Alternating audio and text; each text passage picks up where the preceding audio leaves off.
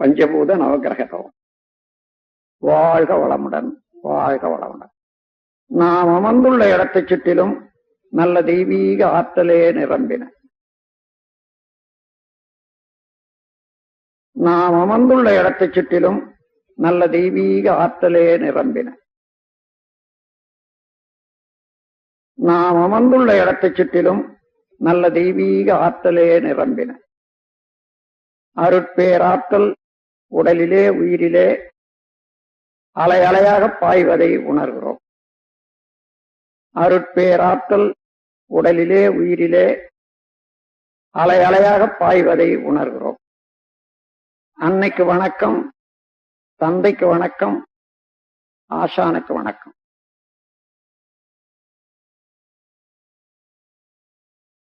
தவம் தொடங்குகிறோம். பஞ்சபூத நவகிரக தவம். பஞ்சபூதங்கள்ல பிருத்திவி, அப்பு, தேய், வாயு, ஆகாசம் என்று சொல்வார்கள். நிலம், நீர், நெருப்பு, காற்று, விண். இவற்றில ஐந்தாவது தத்துவமாகிய மண், நிலம், அதையே நாம் இப்பொழுது தவத்துக்கு எடுத்துக்கொள்றோம். நிலத்துக்கு அறிகுறியாக இந்த உலக உருண்டையே நாம் நினைவுபடுத்திக் கொள்வோம். இந்த உலக உருண்டை மிகப்பெரியது, 25,000 மைல் சுற்றளவு உடையது. மண்ணு, லோகங்கள், ரசாயனங்கள் இவற்றால் ஆனது.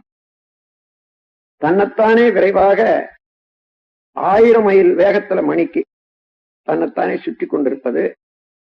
சூரியனை ஒரு நாள் ஒன்றுக்கு 16 லட்சம் மைல் சுற்றி வரக்கூடியது. இத்தகைய வியத்தகு கோள் இந்த நிலம், உலகம். அதனுடைய மேன்மையை மனவிரிவு கொண்டு மதித்து போற்றுவோம். அதனோடு ஒன்றி கலந்து உயிர் தொடர்பு பெறுவோம். இந்த பிரபஞ்ச பரிணாமத்துல இந்த நில உலகின் உற்பத்தி ரகசியத்தை உணர்ந்து கொள்வோம். இந்த நில உலகம் என்ற மண்ணாலும் மண்ணிலிருந்தும் இரவும் பகலும் எல்லா இடங்களிலும் எல்லா தொழில்களிலும் காப்பு பெறுவோம். மண்ணை பயனுள்ள முறையிலே வாழ்க்கையில பயன்படுத்திக் கொள்ளத்தக்க விஞ்ஞானத்தை வளர்த்துக் கொள்வோம். மண் என்ற நிலம் மீது, நில உருண்டை மீது மனம் செலுத்தி தவம் இயற்றுவோம்.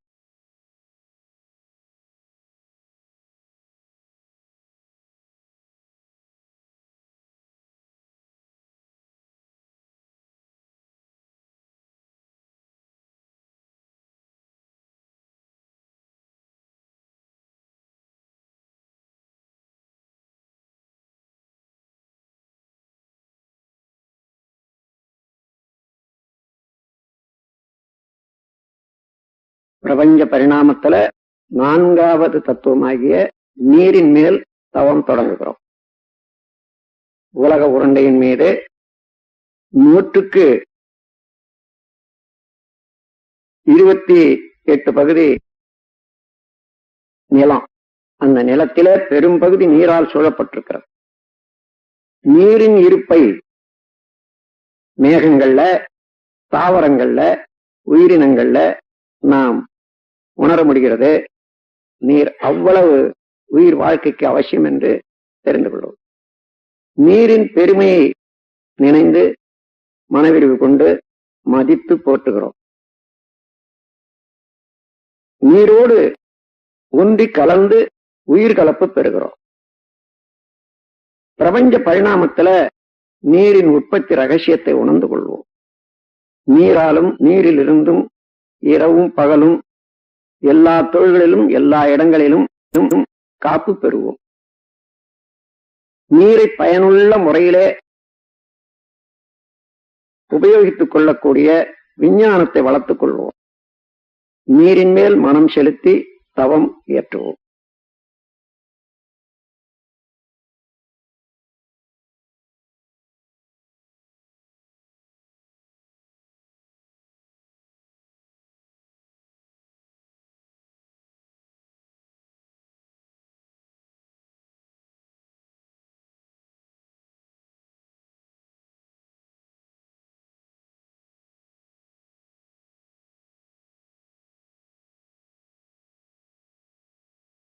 மூன்றாவது தத்துவமாகிய நெருப்பின் மீது தவம் தொடங்குகிறோம். பூமி பிறந்து கொண்டே இருக்கிறது. நடுமையத்திலே கனத்த அணுக்கள் எல்லாம் நெருக்கமாக கூடிக்கொண்டே இருக்கின்றன. அதனுடைய நெருக்கம் அணுச்சிதவு ஏற்பட்டு எப்பொழுதுமே ஒரு பெரிய நெருப்பு பூமியின் நடுமையத்துல ஏற்பட்டு கொண்டே இருக்கிறது. அதனுடைய கனல் மேல் பகுதி வரையில வந்து உயிர்கள் வாழ்வதற்கு உதவியாக இருக்கின்றது.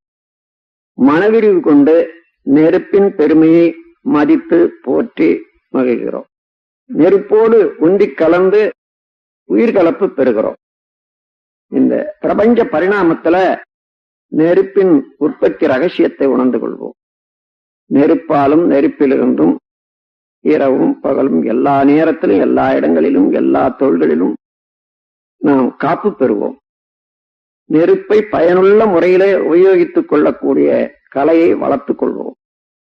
நெருப்பின் மீது மனம் செலுத்தி தவம் இயற்றுகிறோம்.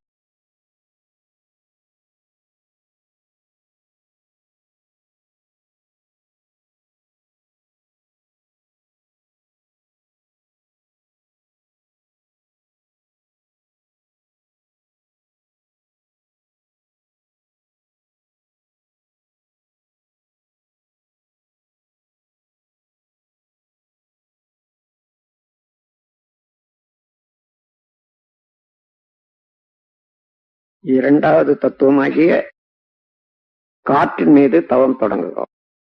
இந்த நில உலகத்தின் மீது 10 மைல் வரையில அடர்த்தியாகவும் இன்னும் கொஞ்ச தூரம் லேசாகவும் காற்று கவசம் போல இருந்து இயங்கிக் கொண்டிருக்கிறது.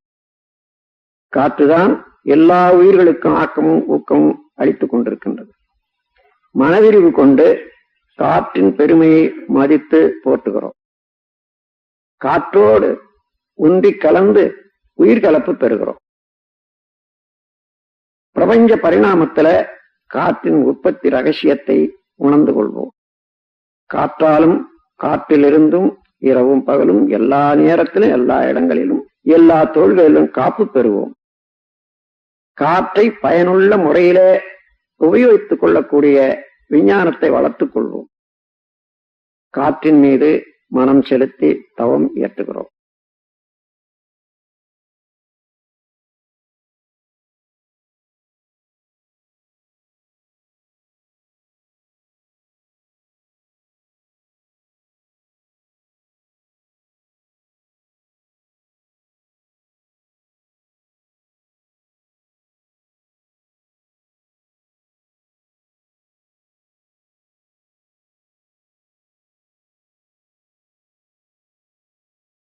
முதல் தத்துவமாகிய விண்ணின் மீது தவம் தொடங்குகிறோம். இந்த பிரபஞ்ச தோற்றங்களுக்கெல்லாம் காரணமான நுண்ணிய இயக்க மூலக்கூறாகிய இந்த விண், அந்த உயிராற்றல் நமது உடலிலே உயிராற்றலாக இருப்பதே பிரபஞ்சம் முழுவதிலும் ஆற்றல் களமாக நிறைந்திருக்கிறது. அந்த விண்ணின் சேர்க்கைதான் மற்ற 4 பூதங்களும். விண்ணின் பெருமையை உணர்ந்து மதித்து போற்றுகிறோம். விண்ணோடு ஒன்றி கலந்து உயிர்கலப்பு பெறுகிறோம். பிரபஞ்ச பரிணாமத்தில விண்ணின் உற்பத்தி ரகசியத்தை உணர்ந்து கொள்வோம். விண்ணென்ற ஆகாச ஆற்றலாலும் அதிலிருந்தும் இரவும் பகலும் எல்லா நேரத்திலும் எல்லா இடங்களிலும் காப்பு பெறுவோம். விண்ணை பயனுள்ள முறையிலே உபயோகித்துக் கொள்ளக்கூடிய ஆற்றலை வளர்த்துக் கொள்வோம். விண்ணின் மீது மனம் செலுத்தி தவம் இயற்றுகிறோம். பிரபஞ்சம் முழுவதிலும் இருக்கக்கூடிய விண்கலத்தை, சக்தி களத்தை நோக்கி இந்த தவம் இயற்ற வேண்டும்.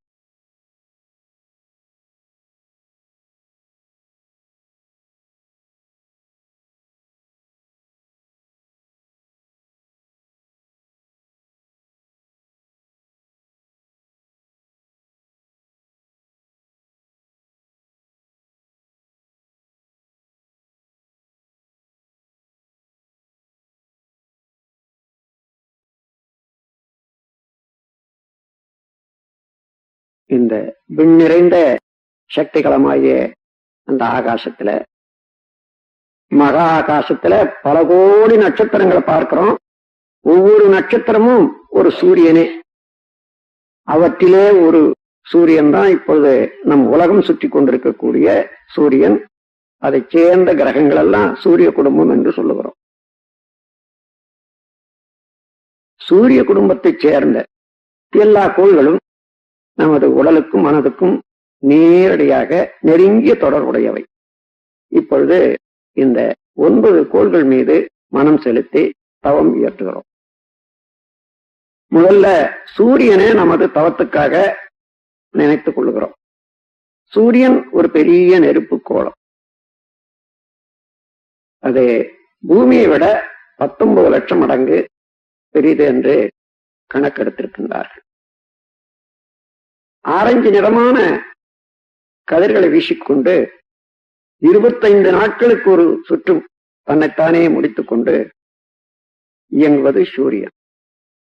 சூரியனுடைய காந்தாலை கதிர்கள் வாழ்க்கையிலே வெற்றி, அறிவு மேன்மை, கல்வி மேன்மை, வாழ்க்கை வளங்கள் அனைத்தும் அளிக்க வல்லது.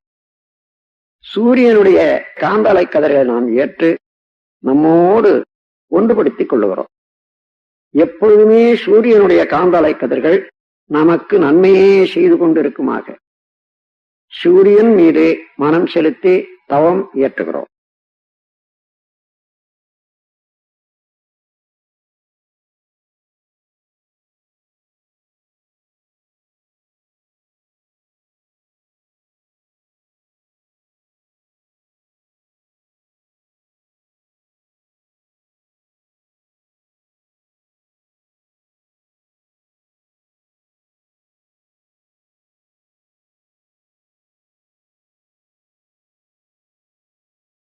இப்பொழுது புதன் என்ற கோள் மீது தவம் தொடங்குகிறோம்.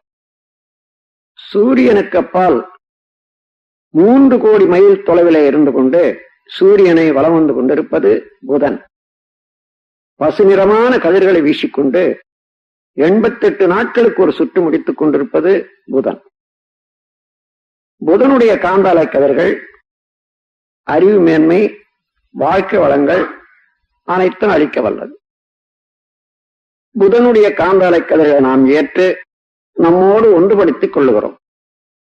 எப்பொழுதுமே புதனுடைய காந்தாலை கதிர்கள் நமக்கு நன்மையே செய்து கொண்டிருக்குமாக புதன் என்ற கோள் மீது மனம் செலுத்தி தவம் இயற்றுகிறோம்.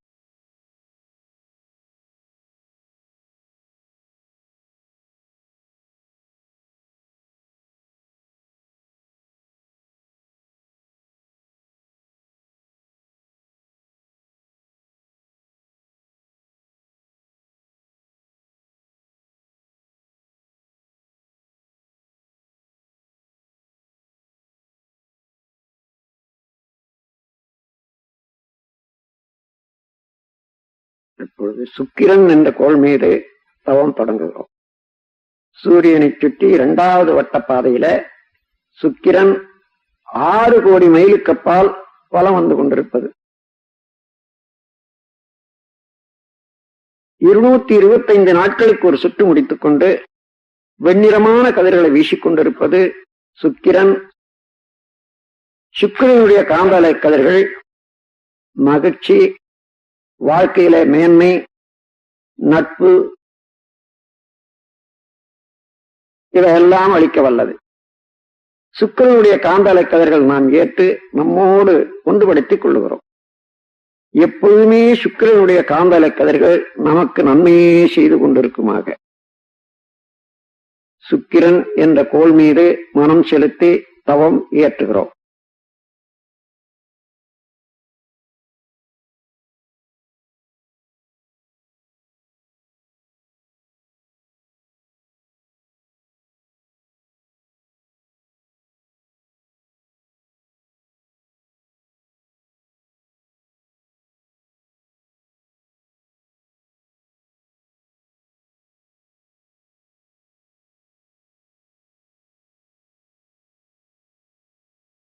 பொழுது சந்திரன் என்ற கோள் மீது தவம் தொடங்குகிறோம்.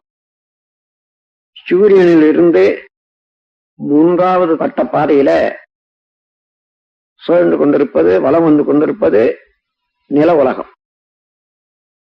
9 கோடி மைலுக்கு அப்பால் அந்த நில உலகத்தை வலம் வந்து கொண்டிருப்பது சந்திரன் 2,30,030 மைலுக்கு அப்பால். 29 நாட்களுக்கு ஒரு சுற்று முடித்துக் கொண்டு வெண்ணிறமான கதிர்களை வீசிக்கொண்டிருப்பது சந்திரன்.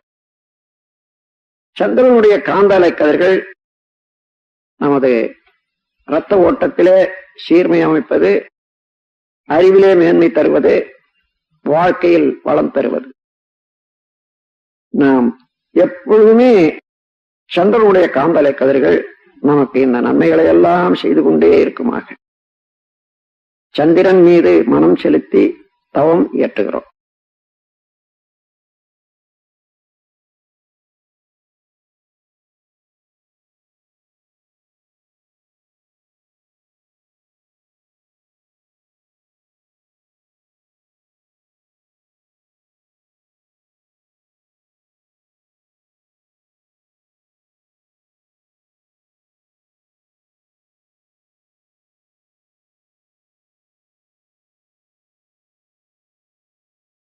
பொழுது செவ்வாய் என்ற ஆற்றல் மிக்க கோள் மீது தவம் தொடங்குகிறோம். இது 4வது வட்ட பாதையில சூரியனை சுற்றி கொண்டிருப்பது 14 கோடி மைலுக்கு அப்பால் இருந்து கொண்டு 18 மாதங்களுக்கு ஒரு சுற்று முடித்துக் கொண்டு செந்நிறமான கதிர்களை வீசிக்கொண்டிருப்பது செவ்வாய். செவ்வாயினுடைய காந்தாலை கதிர்கள் அச்சமின்மை, விஞ்ஞான அறிவு, மெய்யறிவு, வாழ்க்கை வளங்கள் அனைத்தும் அளிக்க வல்லது. செவ்வாயினுடைய காந்தலை கதிர்களை நாம் ஏற்று நம்மோடு ஒன்றுபடுத்திக் கொள்ளுகிறோம். எப்பொழுதுமே செவ்வாயினுடைய காந்தலை கதிர்கள் நமக்கு நலமே செய்து கொண்டிருக்குமாக செவ்வாய் என்ற கோள் மீது மனம் செலுத்தி தவம் இயற்றுகிறோம்.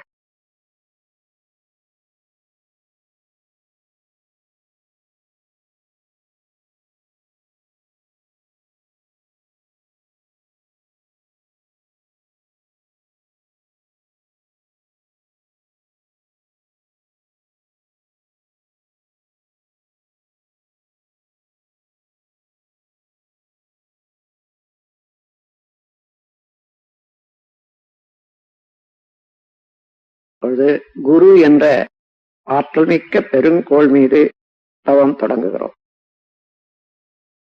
சூரியனில் இருந்து 48 கோடி மைலுக்கு அப்பால் வலம் வந்து கொண்டிருப்பது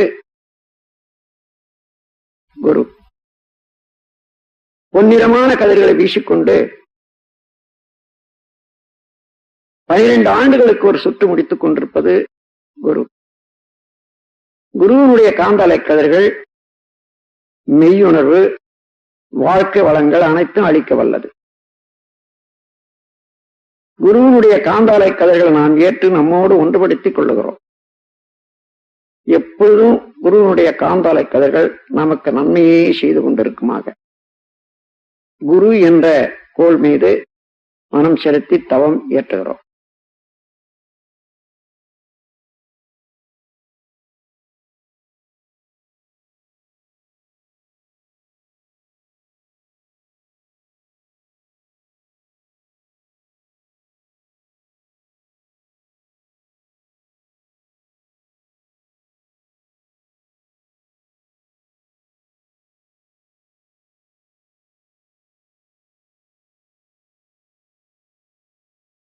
அப்பொழுது சனி என்ற ஆற்றல் மிக்க கோள் மீது தவம் தொடங்குகிறோம். சூரியனிலிருந்து 6வது வட்டப்பாதையில 88 கோடி மைலுக்கு அப்பால் பலம் வந்து கொண்டிருப்பது சனி. சனியினுடைய காந்தலை கதிர்கள் சாம்பல் நிறமானவர். 30 ஆண்டுகளுக்கு ஒரு சுற்று முடித்துக் கொண்டு சாம்பல் நிறமான கதிர்களை வீசிக்கொண்டிருப்பது சனி. சனியினுடைய காந்தலை கதிர்கள் ஆயுள் நீளம், பொருள் வளம், மனவளம் அனைத்தையும் அளிக்க வல்லது. சனியினுடைய காந்தலை கதிர்கள் நாம் ஏற்று நம்மோடு ஒன்றுபடுத்திக் கொள்ளுகிறோம். எப்பொழுதுமே சனியினுடைய காந்தலை கதிர்கள் நமக்கு நன்மையே செய்து கொண்டிருக்குமாக சனி என்ற கோள் மீது மனம் செலுத்தி தவம் ஏற்றுகிறோம்.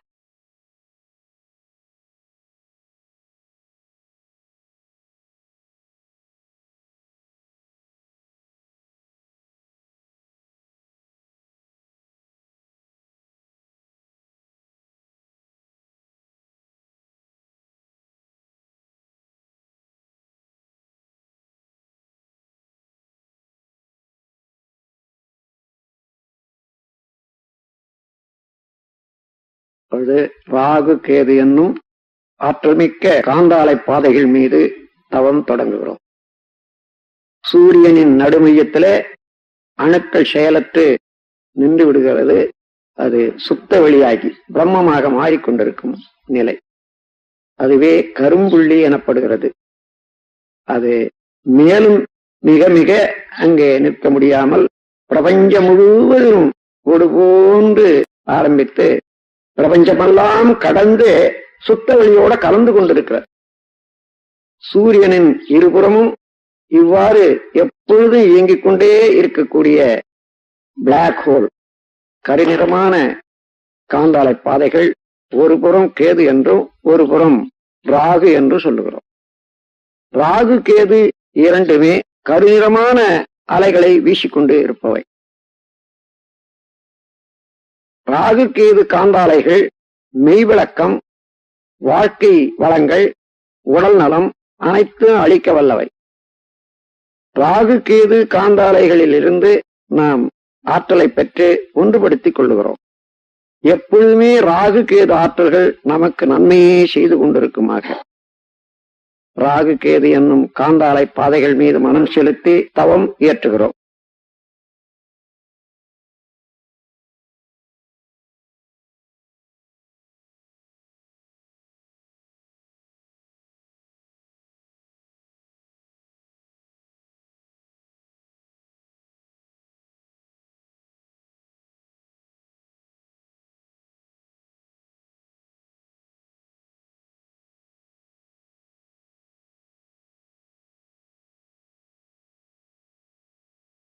இந்த பேரியக்க மண்டலத்திலே இந்த சூரிய குடும்பத்தை போன்று கோடான கோடி சூரிய குடும்பங்களை பார்க்கிறோம். அவர்களெல்லாம் நட்சத்திரம் என்று வழங்குகிறோம். அப்படி எல்லா நட்சத்திர கூட்டங்களையும் 12 வீடுகளாக பிரித்து இருக்கின்றார்கள். மேஷம், ரிஷபம், மிதுனம், கடகம், சிம்மம், கன்னி, துலாம், விருச்சிகம், தனுசு, மகரம், கும்பம், மீனம் என்று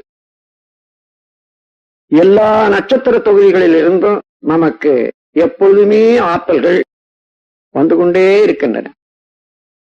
எல்லா வீட்டினுடைய எல்லா தொகுதியினுடைய ஆற்றல்களும் நமக்கு நலமே செய்து கொண்டிருக்குமாக இந்த 12 வீடுகளாக உள்ள இந்த பிரபஞ்சத்தை தாண்டி அப்பால் செல்லுகிறோம்.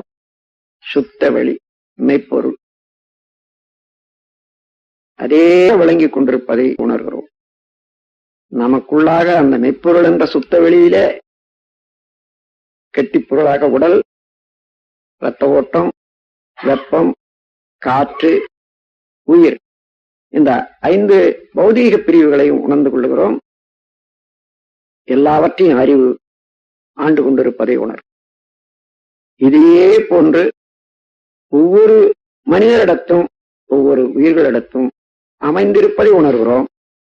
அந்த உயிர்கள் துன்பம் இல்லாத முறையில வாழும் அளவுக்கு நம்முடைய செயல்களை ஒழுங்குபடுத்திக் கொள்ளவும், துன்பம் படும் உயிர்களுக்கு இயன்ற வரையிலே உதவும் நாம் கருணையோடு செயல்புரிய வாழ முனைவோம்.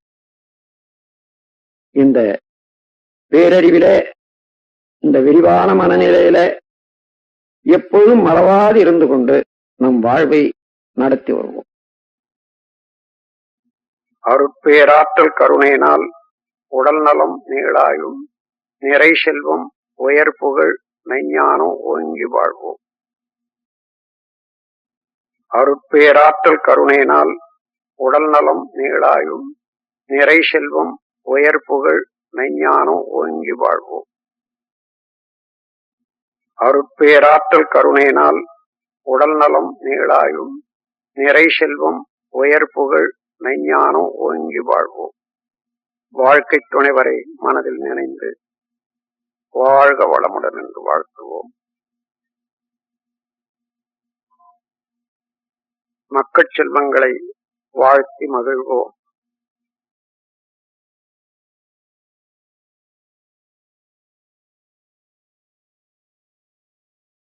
உடன் பிறந்தோரை ஒருவராக வாழ்த்திக் கொள்வோம்.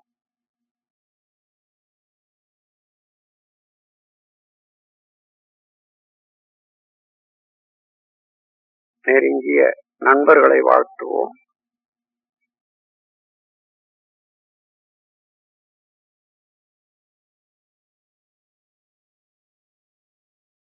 தொழில்துறையிலே, கடமையிலே தொடர்புடையவர்களை எல்லாம் வாழ்த்துவோம்.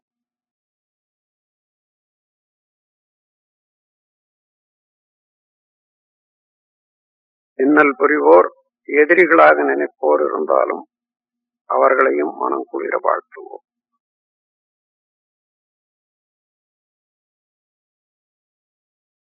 வாழ்க வையகம், வாழ்க வையகம், வாழ்க வளமுடன். உலகில் உள்ள பொறுப்புடைய தலைவரெல்லாம் உயிரறிவை உள்ளுணர்வாய் பெறுதல் வேண்டும். உலகனைத்து நாடுகளின் எல்லை காக்க ஓருலக கூட்டாட்சி வலுவாய் வேண்டும். உலகில் போர், பகை, அச்சமின்றி மக்கள் உழைத்துண்டு வளங்காத்து வாழ வேண்டும். உலகெங்கும் மனித குலம் அமைதி என்னும் ஒரு வற்றாத நன்னிதி பெற்றிய வேண்டும். வாழ்க வையகம், வாழ்க வையகம், வாழ்க வளமுடன். ஏரி, குளங்கிணறு, ஆறு எல்லாம் நிரம்பி வழிய மாறி அளவாய் பொழிக, மக்கள் வளமாய் வாழ்க. ஏரி, குளங்கிணறு, ஆறு எல்லாம் நிரம்பி வழிய மாறி அளவாய் பொழிக, மக்கள் வளமாய் வாழ்க. ஏரி, குளங்கிணறு, ஆறு எல்லாம் நிரம்பி வழிய மாறி அளவாய் பொழிக, மக்கள் வளமாய் வாழ்க. வாழ்க வையகம், வாழ்க வையகம், வாழ்க வளமுடன். ஓம் சாந்தி சாந்தி சாந்தி.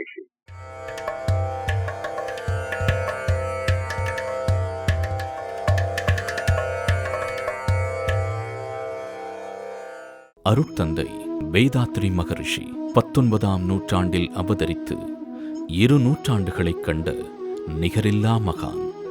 ஏழ்மை என்றால் என்னவென்று தெரியாத மன்னன் ஏன் என்ற கேள்வியினால் புத்தனானான். ஏழ்மையில் பிறந்து ஏழ்மை ஏன் என்ற கேள்வியினால் வேதாத்ரி மகரிஷியானார். தான் கண்டுணர்ந்த தெளிவுற்ற ஞானத்தையும் வாழ்க்கையை சிறப்பாக வாழும் இரகசியங்களையும் நாம் அனைவரும் எளிதாக கற்று வாழ்வில் இன்புற்று வாழ வேண்டுமென மனவளக்கலை எனும் அற்புத கலையை பயிற்சி முறைகளாக வடிவமைத்து இப்பூ உலகிற்கு அர்ப்பணித்தார். மனவளக்கலை என்பது மனிதனை முழுமையான மனிதனாக்கும் கலை. மனதின் மாண்பு அறிந்து மனதை நல்ல முறையில் பயன் தரத்தக்க முறையில் ஆளக்கூடிய திறமை அளிக்க வல்ல பயிற்சி தான் மனவளக்கலை. எத்தனையோ மனிதர்களின் வாழ்வில் ஆனந்த தீபத்தை ஏற்றி வைத்துள்ளது மனவளக்கலை.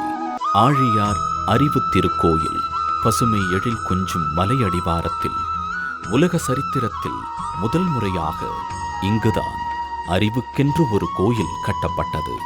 இவ்வதிசயத்தை நிகழ்த்தியவர் அருட்தந்தை வேதாத்ரி மகரிஷி. துன்பங்களை சந்தித்து விதியே என சிக்கித் தவிப்போருக்கு விதியை அறிவால் வெல்லும் வித்தையை கற்றுத்தருகிறது ஆழியார் அறிவு திருக்கோயில். ஆழியார் அறிவு திருக்கோயிலில் அடியெடுத்து வைத்தோர் வாழ்வின் பிரச்சனைகளை பக்குவமாகவும் தீர்க்கமாகவும் கையாண்டு மகிழ்வோடும் நிறைவோடும் வாழ்வது உறுதி. மனவளக்கலையில் கற்றுக் கொடுக்கப்படும் எளிய முறை உடற்பயிற்சிகள் நாள் முழுவதும் நம்மை சுறுசுறுப்புடனும் உற்சாகத்துடனும் வைத்திருக்கிறது. தீராத நோய்களுக்கு தீர்வாகவும் நோய்கள் வராமலும் தடுக்கிறது. சிறியவர்கள் பெரியவர்கள் என அனைவரும் கற்று சுலபமாக செய்யும் விதமாக பயிற்சிகள் வடிவமைக்கப்பட்டுள்ளது.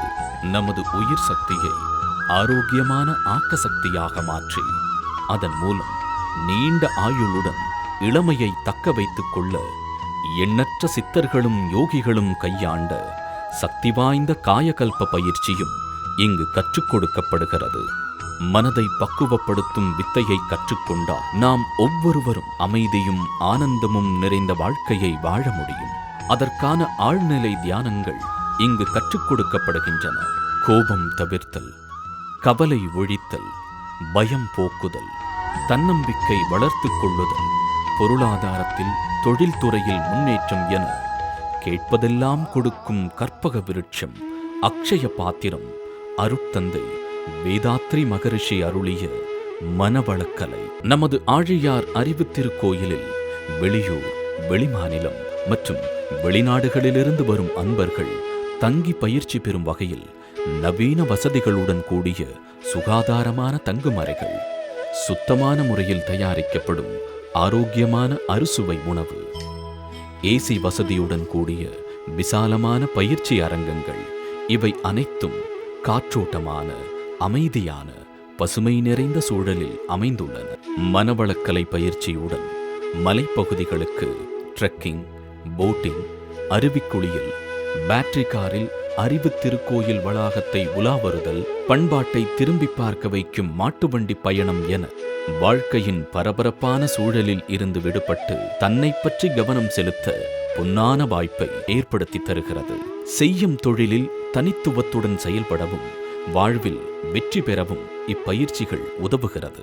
மேலும் அகத்தாய்வு பயிற்சிகள், பிரம்மஞான பயிற்சி, யோகா ஆசிரியர் பயிற்சி, அருட்தந்தை வேதாத்ரி மகரிஷியின் அன்பும் கருணையும் எப்போதும் ஆழியார் அறிவு திருக்கோயில் மூலமாகவும் உலக சமுதாய சேவா சங்கத்தின் மூலமாகவும் உலக மக்கள் அனைவருக்கும் சென்று சேர வேண்டும் என்ற நோக்கத்தில் அவருக்கு பின் உலக சமுதாய சேவா சங்கத்தின் பொறுப்பிற்கு தலைமையேற்று தன்னலமற்ற சேவையை குருவிற்கு தரும் தட்சணையாக செய்து வருகிறார் பத்மஸ்ரீ SKM மயிலானந்தன் அவர்கள்.